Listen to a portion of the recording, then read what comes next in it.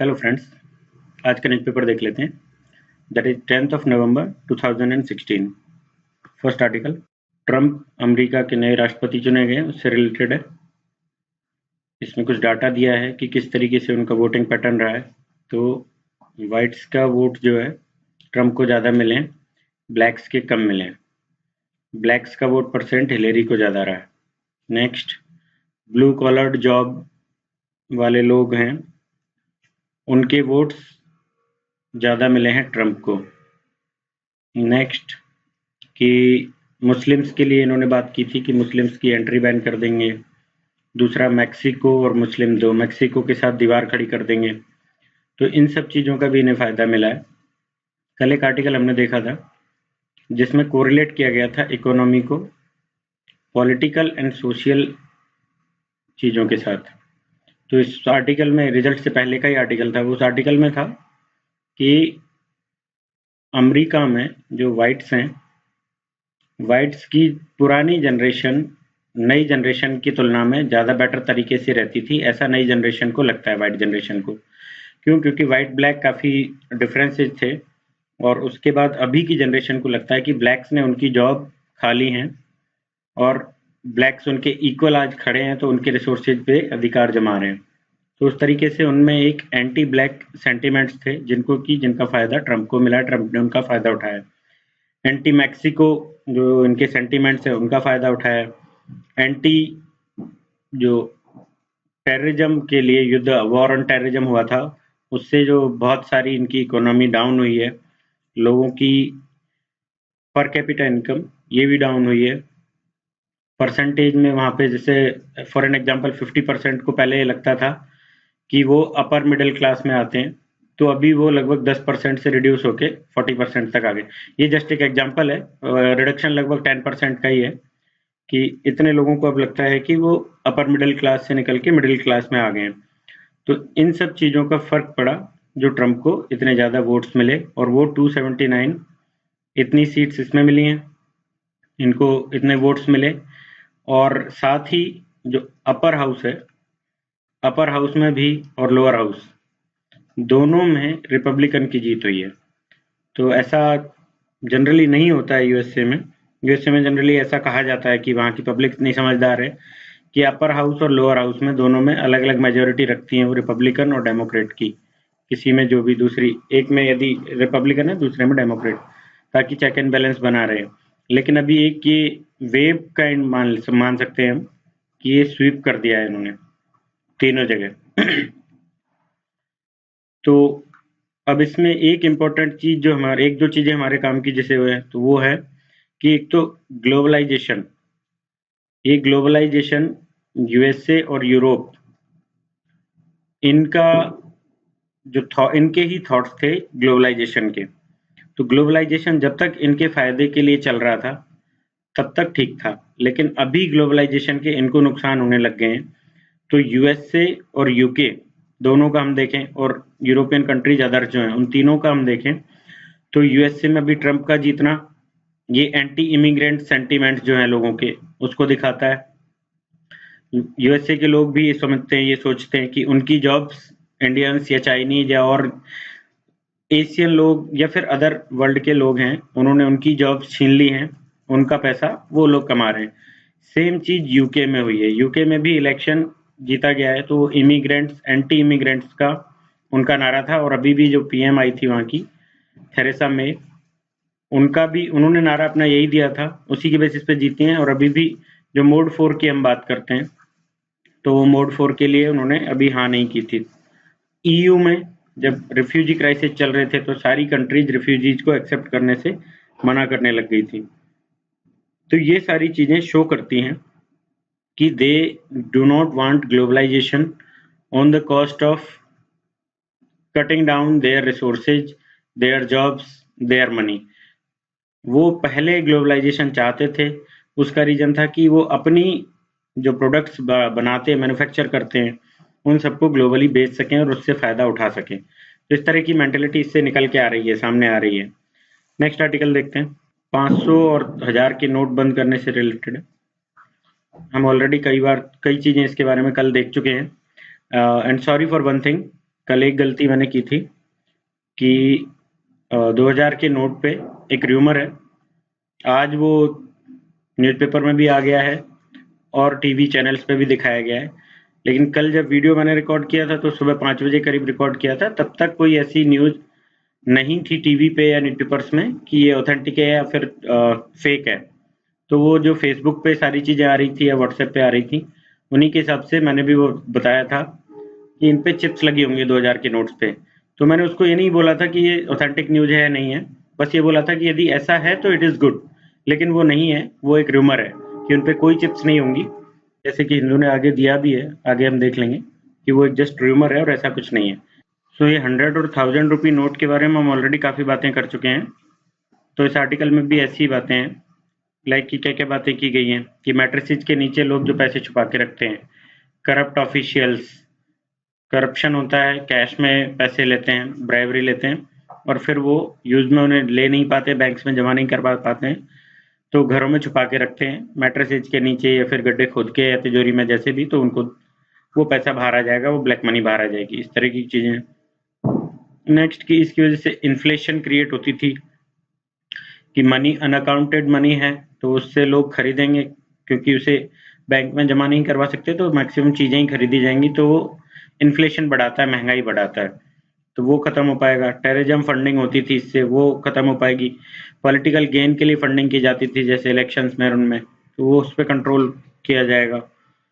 फिर नोट का सर्कुलेशन जो था इकोनॉमी में, वो इकोनॉमिक ग्रोथ से ज़्यादा था, तो डिसअप्रोप्रिएट चीज़ें चल रही थी, दोनों चीज़ें सेम तरीके से नहीं हो रही थी कि हम मैन्युफैक्चरिंग या कोई भी फाइनल जो देखें आउटपुट, वो उतना नहीं था जितना कि मनी सर्कुलेशन में थी, तो वो चीज़ें भी खत्म होंगी।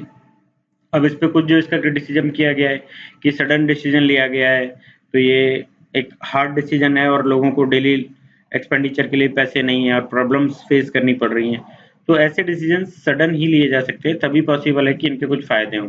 यदि 6 मंथ्स का टाइम दे दिया जाता तो सारे लोग जिनके पास ब्लैक मनी है वन और अनदर वे रास्ते निकाल लेते कि उसको सेटल किया जा सके। हालांकि अभी भी ऐसा है, बहुत सारे रास्ते हैं जो लोग यूज में लेंगे, जैसे कि कल की ही एक न्यूज है, प्राइम टाइम में रवीश कुमार ने बताया था कि लगभग 55 लाख पर केजी ये रेट्स कल सोने के दिल्ली में चले हैं, जो कि नॉर्मली 30 लाख के आसपास है। तो आप जस्ट सोच सकते हैं कि किस तरीके से इन्वेस्टमेंट किया गया है गोल्ड में। अब ये जो ब्लैक मनी थी वो ब्लैक मनी गोल्ड में आ गई, तो गोल्ड तो कोई बैंक में जमा करवाना नहीं है, तो एक तरीके से कुछ फायदा खास हुआ नहीं स्कीम का, लोगों ने अपना रास्ता निकाल लिया। अब जहां से ये खरीदा है, जैसे कि जेटली का एक बयान आ रहा था, तो उसमें वो कह रहे थे कि अब वो कहीं ना कहीं होके तो वो मनी फाइनली बैंक में पहुंचेगी और ब्लैक मनी बाहर निकल पाएगी। तो जिनसे ये खरीदा गया है उनका डेली का ही इतने ज्यादा मनी उनकी कैश में चलता है, उनका ट्रांजेक्शन, कि वो बैंक में जमा भी करवाएंगे तो उनकी इनकम से वो ज्यादा नहीं होगा डेली का। तो इसलिए वो ब्लैक मनी कर्व होना थोड़ा मुश्किल काम है। जो इस तरीके से जिन्होंने भी बेचा है सोना, उनको ऑलरेडी पता है कि हमारी इनकम इतनी है तो हम छुपा पाएंगे, इसको बैंक में दे पाएंगे, तभी उन्होंने बेचा है। तो ये सारे तरीके हैं, और दूसरे तरीके जो लोगों ने निकाल लिए हैं तो वो बैंक्स में कि बहुत सारे लोगों के थ्रू चेंज करवा लेंगे जिनके पास ब्लैक मनी है, वो छोटे छोटे टुकड़ों में, या फिर बैंक मैनेजर्स के साथ साठ गांठ करके उस तरीके से बदलवा लेंगे, या फिर लैंड परचेज करके, या कहीं भी किसी भी तरीके से लोग ट्राई करेंगे कि उसे बदलवा लें।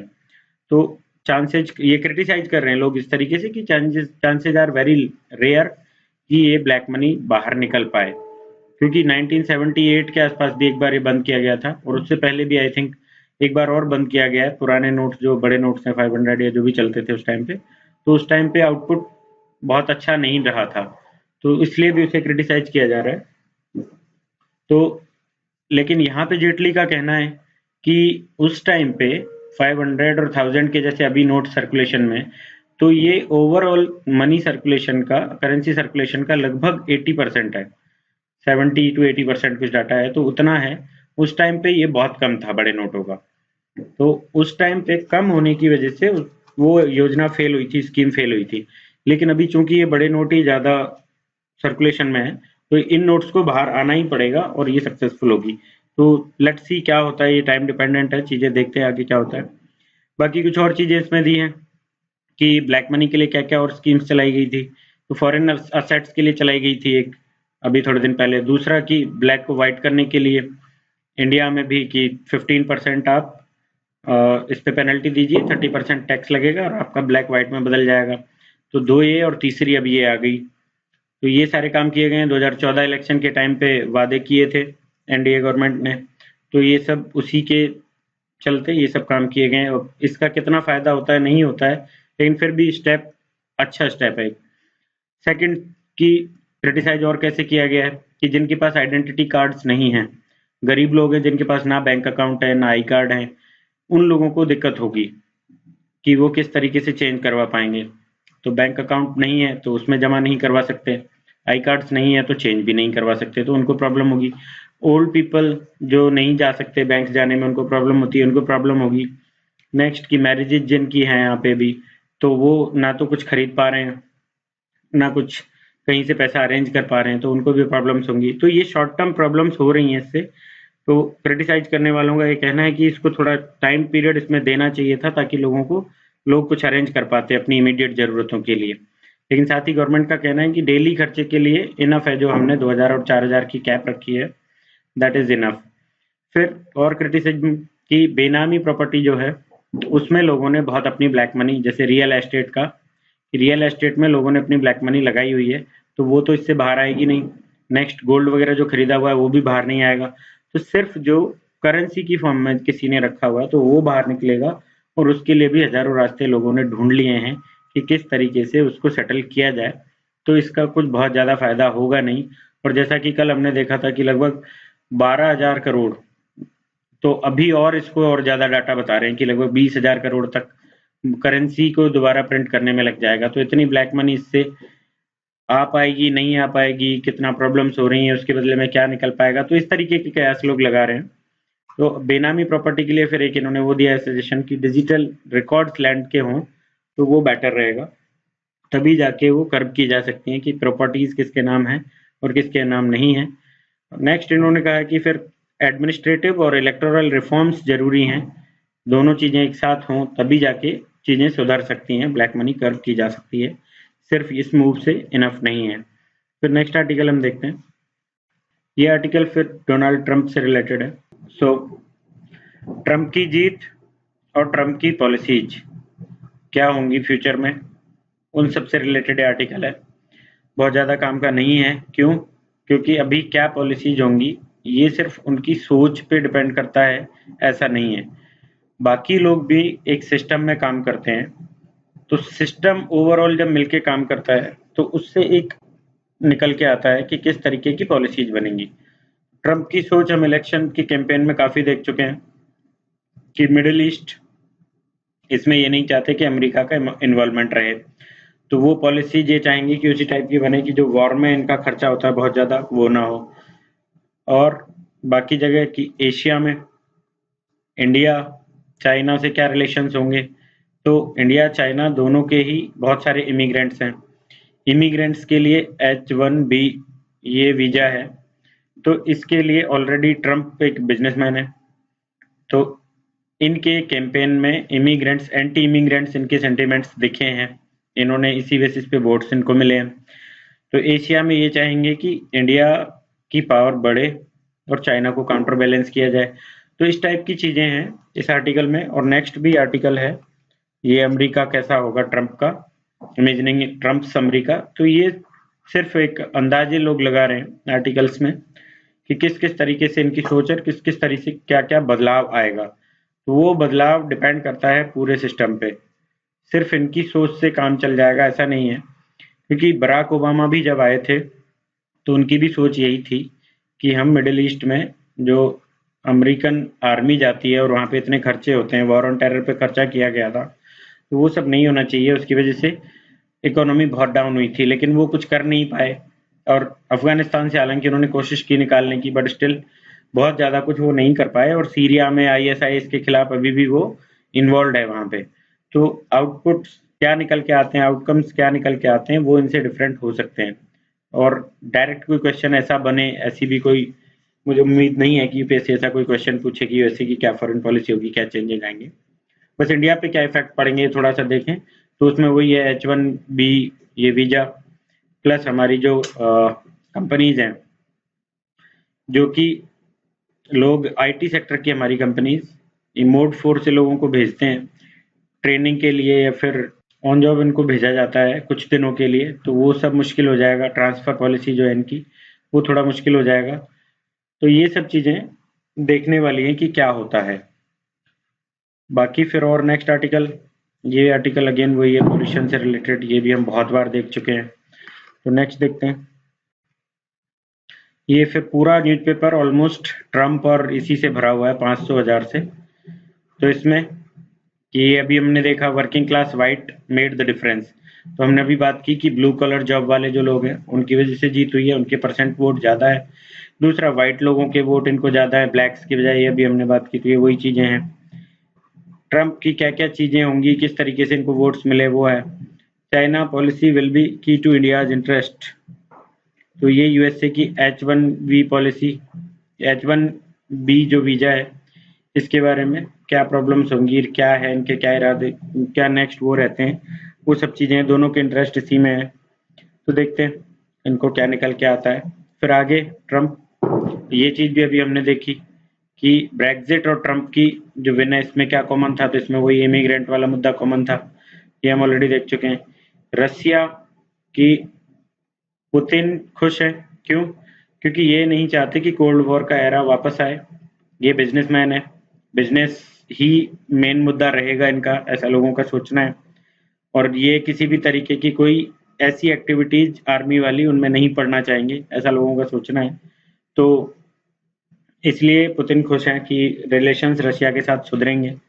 तो देखते हैं वहाँ आगे क्या होता है। नेक्स्ट आर्टिकल, ये इंडिया की आईटी इंडस्ट्रीज का, ये भी अभी हमने बात की कि H1B जो वीजा है वो और दूसरा उनकी बीच में जो भेजते हैं ट्रांसफर पॉलिसी, वो सारी चीज़ों की वजह से वो टेंशन में है थोड़े। और हमारा जो बीओपी सेक्टर है, ट्रम्प का कहना था कि जॉब जो इंडियन और चाइनीज या फिर अदर कंट्रीज के लोगों ने लिए तो वो हमारी कंट्री के लोगों को मिलनी चाहिए। तो अब बीओपी सेक्टर पे फर्क पड़ जाएगा यदि वहीं के लोगों को ये जॉब मिलने लगे। अभी तक वहाँ की इंडस्ट्री सस्ते लेबर के लिए, लेबर के चक्कर में बीओपी सेक्टर को इंडिया या चाइना में सेटअप करती थी या इंडोनेशिया वगैरह कंट्रीज में सेटअप करती थी। तो यदि कुछ पॉलिसीज ऐसी बनती हैं तो इन सेक्टर्स में थोड़ी दिक्कत आएगी। नेक्स्ट, ये अगेन वही 500 और 1000 किस तरीके, सॉरी 500,000 को हटा के 2000 और ये लाया गया है। तो इसमें क्या क्या चीज़ें हैं, तो ये बस अपने उसके नॉलेज के लिए देख लें, यूपीएससी के लिए कुछ इंपॉर्टेंट नहीं है, बस एक बार देख लें क्योंकि नोट्स आप भी यूज में लेंगे, हम भी लेंगे। ये एक फोल्डर पॉइंट है क्या कि पिछले 5 साल में 37 करोड़ की फेक करेंसी पकड़ी गई है और लगभग 800 करोड़ की फेक करेंसी है इंडिया में सर्कुलेशन में, ऐसा कुछ डाटा कई लोगों ने बताया है न्यूज़पेपर्स में। तो इसमें इनका कहना है कि 500 एंड 1000 के ही नोट हैं, ऐसा नहीं है, इवन 5 रुपए के नोट तक भी इसमें है सर्कुलेशन में 800 करोड़ में से। तो सिर्फ 500 और 1000 के नोट हटा लेने से ये खत्म हो जाएगा फेक करेंसी का इशू, ऐसा नहीं है। 5, 10, 20, 50 और 100 के नोट जो हैं उनमें फेक करेंसी है, उसको भी कंट्रोल करना जरूरी है। सिर्फ इसको चेंज कर देने से प्रॉब्लम खत्म हो जाएगी, टेरर फाइनेंसिंग खत्म हो जाएगी, ऐसा नहीं है। तो we should take care of all these things also कि पिछले 5 साल में इतने कम पकड़े गए, जो भी पकड़े गए उसके बाद और बहुत सारी चल रही है, और उस पर जो 5-10 के नोट हैं 100 तक के, उनका क्या सॉल्यूशन हो, वो चीज़ें देखनी जरूरी है। नेक्स्ट अगेन 500,000 वाला कि फाइनेंसिंग जो होती है टेरर फाइनेंसिंग, उस पर एक हार्ड हिट है, सॉल्यूशन काफ़ी हद तक हो जाएगा कि टेरर फाइनेंसिंग फेक करेंसी से ना हो पाए, ब्लैक मनी से ना हो पाए, तो उसका एक पॉसिबल सॉल्यूशन है, अच्छा होगा, फायदा होगा। तो देखते हैं कितना क्या होता है। बाकी फिर ये प्रॉब्लम्स क्या क्या हुई हैं वो चीज़ें हैं कि चेंज की प्रॉब्लम होगी, लोगों के पास नोट नहीं मिल रहे हैं, वो सब हम बात कर चुके हैं ऑलरेडी। ये सब भी चीज़ें हम देख चुके हैं ऑलरेडी कि ये किस तरीके से कैशलेस इकोनॉमी की तरफ बढ़ेंगे। तो ये हमने कल देखा था कि क्या प्लानिंग्स थी स्टार्टिंग में, और उसी बेसिस पे स्कीम्स बनाई गई कि ब्लैक मनी को कर्व किया जाए, फिर प्लास्टिक मनी को लाया जाए।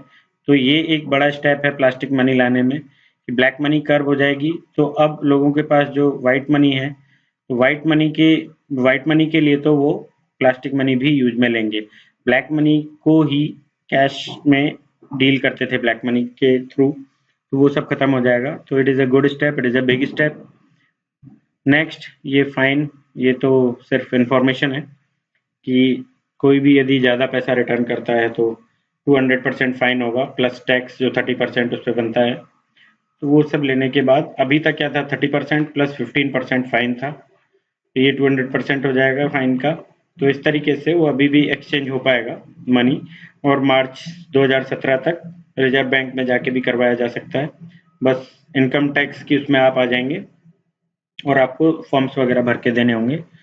तो ब्लैक मनी इस तरीके से भी बाहर आएगी। नेक्स्ट देखते हैं, ये रियल एस्टेट, हमने पहले भी बात की कि इसके प्राइजेस डाउन हो जाएंगे। क्यों? क्योंकि इसमें एक पर्टिकुलर सर्कल रेट्स जो है वो गवर्नमेंट रेट्स होते हैं, और इससे ऊपर का जो रेट है मार्केट में वास्तव में जो रेट चलता है वो इस सर्कल रेट से काफ़ी ऊपर होता है। लाइक सर्कल रेट 10 लाख है तो एक्चुअल 20 लाख होगा। तो ये जो 10 लाख है इसकी फंडिंग, इसका जो फाइनेंस होता था वो कैश में होता था, ट्रांजेक्शन पूरा कैश में।